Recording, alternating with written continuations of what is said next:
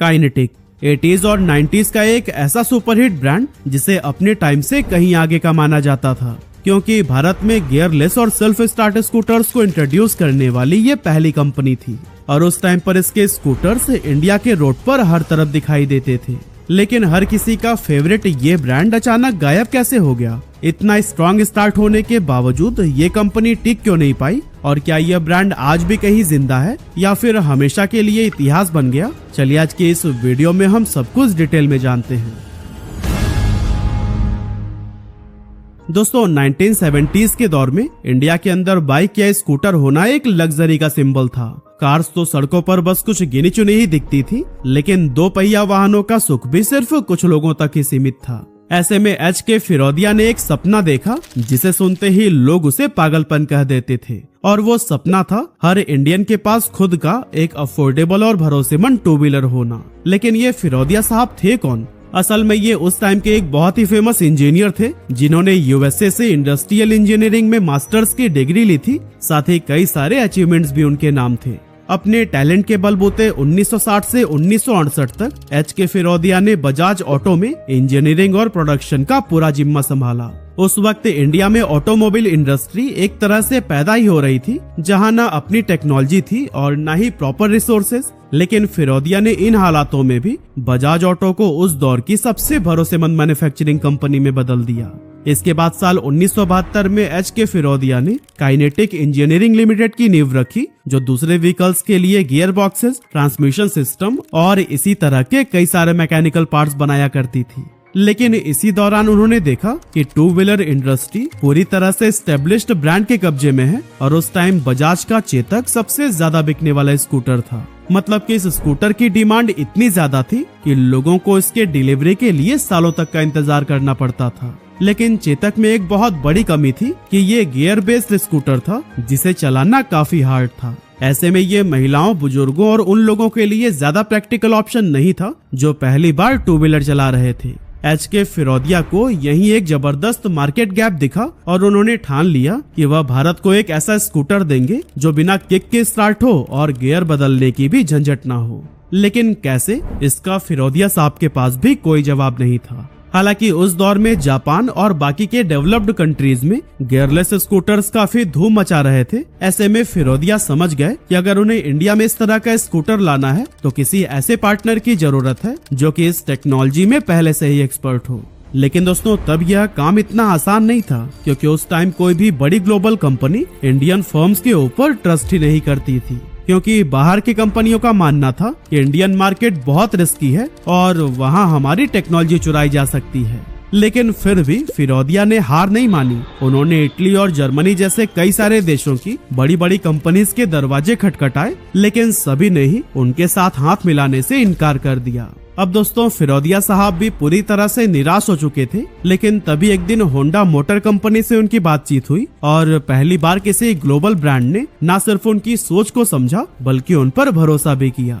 असल में होंडा उस टाइम दुनिया के सबसे बड़े टू व्हीलर मैन्युफैक्चरर्स में से एक था और वो भी भारत जैसे उभरते हुए और बड़ी मार्केट में कदम रखना चाहता था। लेकिन इंडिया में उस टाइम लाइसेंस राज का दौर था, जिसमें फॉरेन कंपनी सीधे इंडियन मार्केट में एंटर नहीं कर सकती थी। अगर वो भारत में बिजनेस करना चाहती थी तो उन्हें किसी इंडियन कंपनी के साथ में ज्वाइंट वेंचर करना होता था। और दोस्तों इसी रूल की वजह से ही 1984 में काइनेटिक और होंडा के बीच एक ऐतिहासिक पार्टनरशिप हुई, जिससे काइनेटिक और होंडा की नींव रखी गई। ये होंडा का किसी भी इंडियन कंपनी के साथ में पहला कोलैबोरेशन था। होंडा ने अपनी टेक्नोलॉजी और patented gearless scooter design kinetic को दिया, जबकि काइनेटिक ने इंडिया में मैन्युफैक्चरिंग, डिस्ट्रीब्यूशन और लोकल R&D को संभाला। इस तरह से काफी मेहनत के बाद 1984 में कंपनी ने इंडिया का पहला gearless self start scooter launch किया, जिसका नाम था काइनेटिक DX। ये उस समय के हिसाब से एक ऐसी टेक्नोलॉजी थी जिसे इंडियंस ने कभी नहीं देखा था, इसीलिए लॉन्च होते ही ये खूब चर्चे में रहा। काइनेटिक DX को पूरी तरह से होंडा के उस टाइम के इंटरनेशनल मॉडल NH100 के बेस पर बनाया गया था, जो कि बाहर के देशों में पहले से ही सुपरहिट हो चुका था, क्योंकि kick start, gear shifting, heavy handling, इन तरह की सभी प्रॉब्लम्स को ये सॉल्व करता था, जिस वजह से इसे कोई भी आसानी से चला सकता था। लेकिन अगर हम इसे उस समय के दूसरे स्कूटर से कंपेयर करें तो हाँ, इसका इंजन ज्यादा पावरफुल नहीं था, माइलेज भी कुछ खास नहीं था और प्राइस भी थोड़ा सा हायर साइड पर था। पर गियरलेस होने की वजह से इसे एक प्रीमियम स्कूटर माना जाने लगा, क्योंकि ये कंफर्ट का एक ऐसा एक्सपीरियंस दे रहा था जो अब तक किसी भी स्कूटर में नहीं था। कंपनी ने स्कूटर के फ्रंट हिस्से को थोड़ा चौड़ा बनाया था, जो जल्द ही बच्चों का फेवरेट राइड स्पॉट बन गया था। इस तरह से ये सिंपल सवारी धीरे धीरे लोगों के साथ में इमोशनली कनेक्ट होने लगी और कुछ ही सालों में काइनेटिक DX सिर्फ एक स्कूटर नहीं बल्कि हर घर की जरूरत बन गया। शहर की सड़कों से लेकर छोटे कस्बों तक हर जगह पर यही स्कूटर अब दिख रहा था। चाहे कॉलेज स्टूडेंट हो, ऑफिस जाने वाले लोग या फिर घर की शॉपिंग करने वाली महिलाएं, सबने काइनेटिक को खुले दिल से अपनाया।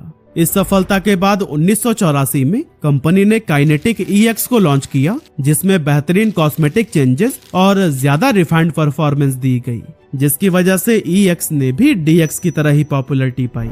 इस सक्सेस के बाद कंपनी ने अपना डीलर नेटवर्क और भी तेजी से बढ़ाना शुरू कर दिया। इसने देश के अलग अलग हिस्सों में अपने शोरूम और सर्विस सेंटर्स खोले।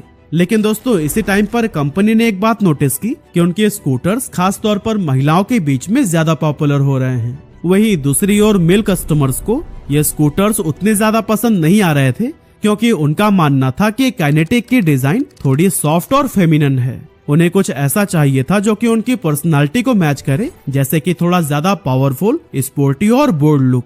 इसी प्रॉब्लम को ही देखते हुए 1994 में कंपनी ने काइनेटिक ZX स्कूटर को लॉन्च किया, जो खास तौर पर यंगस्टर्स को ध्यान में रखकर तैयार किया गया था। इसका डिजाइन पहले से ज्यादा स्पोर्टी और एग्रेसिव था, ताकि ज्यादा से ज्यादा मेल कस्टमर्स को अट्रैक्ट कर सके। साथ ही इसकी परफॉर्मेंस और बिल्ड क्वालिटी भी पहले के मुकाबले काफी इम्प्रूव की गई, जिस वजह से ये ज्यादा मजबूत और रिलायबल बन गया। इस स्कूटर के लॉन्च के साथ ही कंपनी ने यूथ को टारगेट करने वाले मार्केटिंग कैंपेन शुरू किए, ताकि ZX की इमेज एक एनर्जेटिक और मॉडर्न स्कूटर की बन सके। लेकिन काइनेटिक ब्रांड की ओवरऑल इमेज तब तक लेडीज स्कूटर वाली बन चुकी थी। साथ ही यंग लड़कों को इसमें वो मस्कुलिन अपील महसूस नहीं हो रही थी जो कि उन्हें किसी मोटरसाइकिल में मिलती थी। इसकी एक बड़ी वजह ये थी कि उस समय पुरुष वर्ग तेजी से बाइक्स की ओर अट्रैक्ट हो रहा था और स्कूटर्स को सॉफ्ट या लेडीज कैटेगरी में रखने की सोच समाज में बढ़ती ही जा रही थी। और दोस्तों, इसी बदलते ट्रेंड को समझते हुए 1994 में TVS ने अपने नए गियरलेस स्कूटर TVS स्कूटी को भी लॉन्च कर दिया था। ये स्कूटर पूरी तरह से फीमेल राइडर्स को ध्यान में रखकर डिजाइन किया गया था, जिसका वजन काइनेटिक होंडा की तुलना में काफी हल्का था और इसे चलाना और पार्क करना भी बेहद आसान था। कॉम्पैक्ट बॉडी और वाइब्रेंट कलर्स जैसे पिंक, पर्पल और ब्लू ने इसे लड़कियों के बीच में इंस्टेंट हिट बना दिया। साथ ही इसकी कीमत भी काइनेटिक स्कूटर से काफी कम थी, जिससे ये मिडिल क्लास बायर्स के लिए एक लॉजिकल चॉइस बन गया। और सबसे जरूरी बात, ये स्कूटर फ्यूल एफिशिएंट भी था, जो कि उस दौर में पेट्रोल के बढ़ते प्राइसेस और मिडिल क्लास के बजट के बीच एक बहुत बड़ा प्लस पॉइंट बन गया। इस तरह से TVS स्कूटी के आने से काइनेटिक होंडा की मार्केट पर काफी असर पड़ा, लेकिन ये असर ज्यादा समय तक नहीं टिक सका, क्योंकि कुछ ही समय बाद स्कूटी की कमजोरियां लोगों के सामने आने लगी। जैसे कि इसकी बॉडी बहुत हल्की थी, जिससे खराब रोड्स पर स्टेबिलिटी बनाना काफी मुश्किल हो जाता था। इसके अलावा अगर दो लोग बैठ गए हों तो फिर स्कूटर का पिकअप भी काफी स्लो हो जाता था। ऊपर से स्टोरेज स्पेस भी बहुत कम था, जो कि डेली यूजेस के लिए एक बड़ी परेशानी बन गया। और सबसे बड़ी बात, इसकी बिल्ड क्वालिटी भी मजबूत नहीं थी, जिससे 2-3 साल के अंदर ही स्कूटर में वाइब्रेशन और मैकेनिकल इश्यूज दिखने लगते थे। इन्हीं खामियों की वजह से बहुत से कस्टमर्स दोबारा काइनेटिक होंडा की तरफ मूव करने लगे और काइनेटिक ने एक बार फिर से बाजी मार ली। 1995 में कंपनी ने काइनेटिक मार्वल को लॉन्च किया, जो न सिर्फ मॉडर्न दिखता था बल्कि परफॉर्मेंस के मामले में भी बहुत आगे था। यही वजह थी कि मार्वल को उस साल का स्कूटर ऑफ द ईयर का भी अवार्ड दिया गया। काइनेटिक मार्वल की इस जबरदस्त सफलता को देखकर बजाज ऑटो, जो उस समय तक अपने ड्यूरेबल गियर्ड स्कूटर्स जैसे बजाज चेतक और बजाज सुपर के लिए जाना जाता था, अब गियरलेस स्कूटर सेगमेंट में भी कूद पड़ा और उसने अपने सबसे पहले गियरलेस स्कूटर बजाज स्प्रिट को मार्केट में उतारा। बजाज स्प्रिट को खास तौर पर टीनेजर्स और कॉलेज जाने वाली लड़कियों को ध्यान में रखकर बनाया गया था। हालांकि परफॉर्मेंस के मामले में ये TVS से ज्यादा अलग नहीं था, इसीलिए इसे मार्केट में कुछ खास पहचान नहीं मिली और बजाज ने कुछ सालों बाद गियरलेस स्कूटर से अपने कदम पीछे खींच लिए। इस तरह से काइनेटिक के लिए अब रास्ता साफ था, क्योंकि मार्केट में कोई बड़ा कॉम्पिटिटर बचा ही नहीं था। लेकिन उसी दौरान कुछ ऐसा हुआ जिसने काइनेटिक की नींव हिलाकर रख दी। असल में 1991 के एलपीजी रिफॉर्म्स के बाद से इंडिया की मार्केट फॉरेन कंपनीज के लिए खोल दी गई और अब वो बिना किसी कोलैबोरेशंस के इंडिया में अपना बिजनेस सेटअप कर सकते थे। इस अपॉर्चुनिटी को देखते हुए कई सारी फॉरेन कंपनीज ने डायरेक्ट इंडियन मार्केट में एंट्री ले ली। ऐसे में होंडा ने सोचा कि उसे भी अब मौके का फायदा उठाते हुए इंडिपेंडेंटली काम करना चाहिए, क्योंकि काइनेटिक ग्रुप और होंडा कॉरपोरेशन के बीच में रिश्ते अब खराब भी होने लगे थे। इसीलिए होंडा चाहता था कि वो काइनेटिक का सारा स्टेक खरीद ले और आजादी से काम कर सके। लेकिन दोस्तों, काइनेटिक किसी भी कीमत पर अपना स्टेक बेचना ही नहीं चाहता था। इसीलिए 1998 में होंडा ने काइनेटिक के साथ अपनी पार्टनरशिप को ऑफिशियली खत्म कर दिया और अपनी नई company Honda motorcycle and scooters India यानी HMSI की नींव रखी।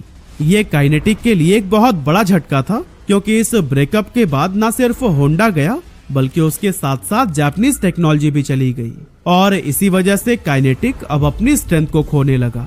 और फिर 2001 में वो पल आया जिसने पूरी इंडियन स्कूटर मार्केट को हिलाकर रख दिया।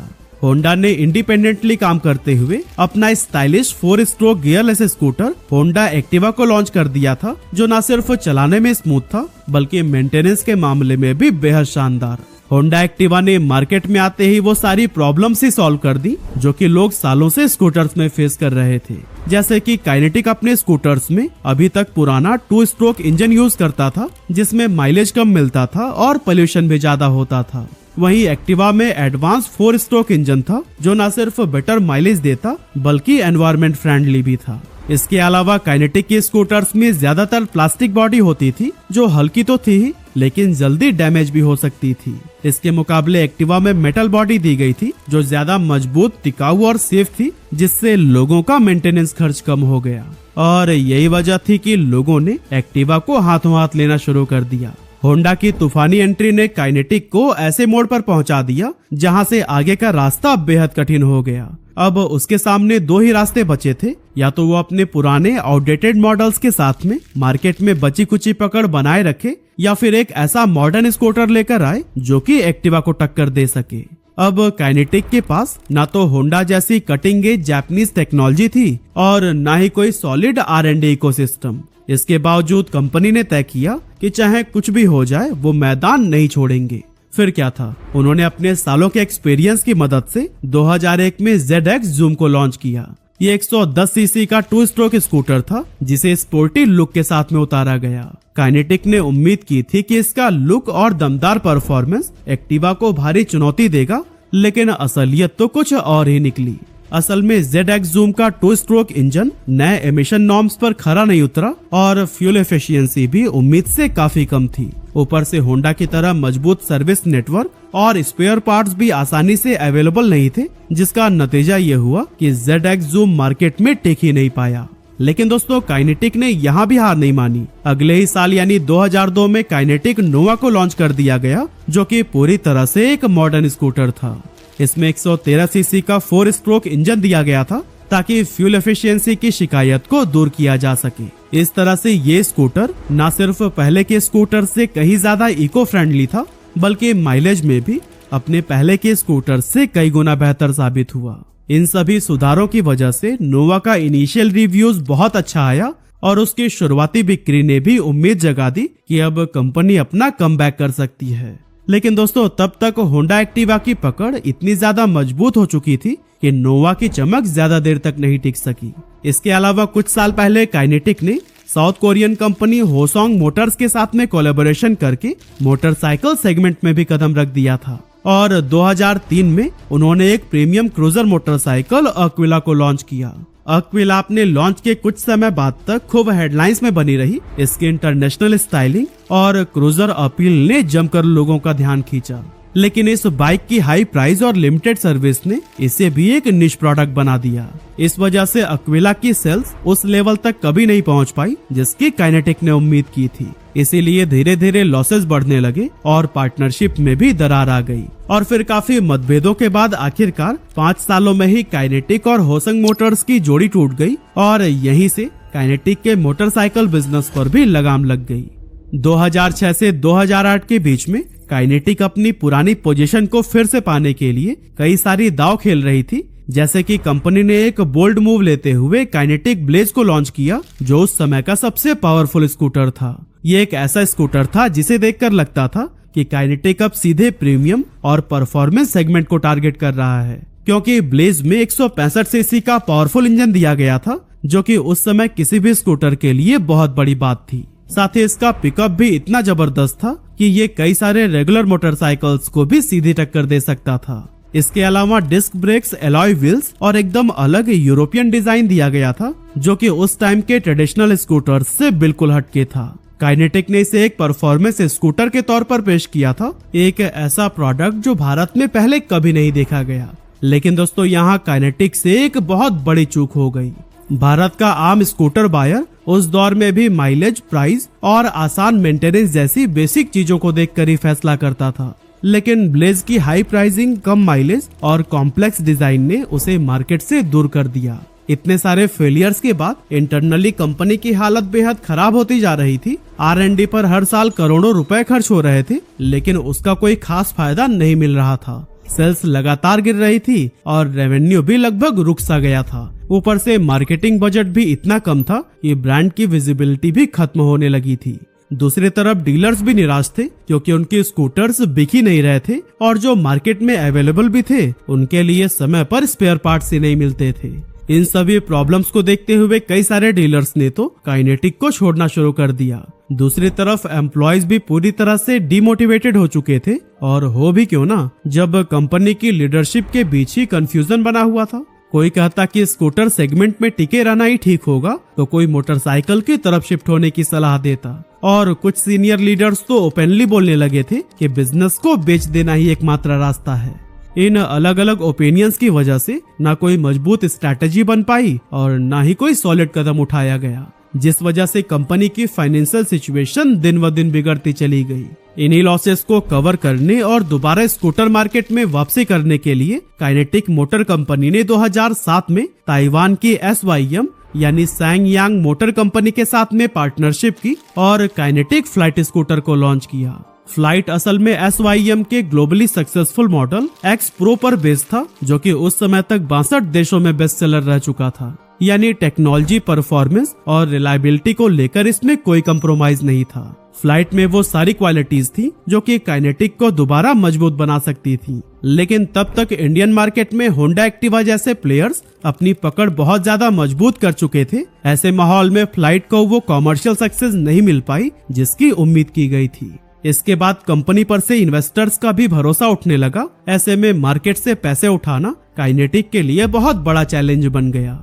उस दौरान फिरोदिया फैमिली ने भी कंपनी को बचाने की काफी कोशिश की, लेकिन जब एंड में चीजें बदलती हुई नजर नहीं आई तो उन्होंने अपनी ये कंपनी 2008 में महिंद्रा एंड महिंद्रा को बेच दी। महिंद्रा ने 110 करोड़ रुपए में काइनेटिक मोटर्स में 80% स्टेक को खरीदा और काइनेटिक के पुराने स्कूटर्स को अपने नाम से पूरे नए अंदाज में मार्केट में उतारा, क्योंकि महिंद्रा को लगा था कि उसकी स्ट्रॉन्ग मार्केटिंग और बड़ा डिस्ट्रीब्यूशन नेटवर्क इस स्कूटर को फिर से हिट कर देगा। इसीलिए उन्होंने बड़े बड़े टीवी एड्स निकाले, फिल्मी सितारों को लिया, नई डीलरशिप खोली और हर तरफ प्रमोशन ही प्रमोशन था। लेकिन रियल लाइफ में लोग इन सब चीजों से कंफ्यूज होने लगे। उन्हें समझ ही नहीं आया कि यह महिंद्रा का नया प्रोडक्ट है या फिर काइनेटिक का पुराना माल। ऐसे में महिंद्रा की ये स्ट्रेटेजी बुरी तरह से फेल हो गई और उसके हाथों में जाने के बाद भी काइनेटिक की किस्मत नहीं चमकी। इसका असर ये हुआ कि साल 2014 में फिरोदिया फैमिली ने काइनेटिक के बचे हुए 20% स्टेक भी समीना कैपिटल को बेच दिए और कंपनी से कम्प्लीटली एग्जिट ले ली। इसके बाद भी महिंद्रा ने काइनेटिक के कई सारे स्कूटर्स मार्केट में उतारे, लेकिन 2020 में उन्होंने भी हार मान ली और ऑफिशियली अपना स्कूटर बिजनेस ही बंद कर दिया। लेकिन अब आखिरी में सवाल ये उठता है कि क्या काइनेटिक पूरी तरह से खत्म हो चुका है? जवाब है बिल्कुल नहीं।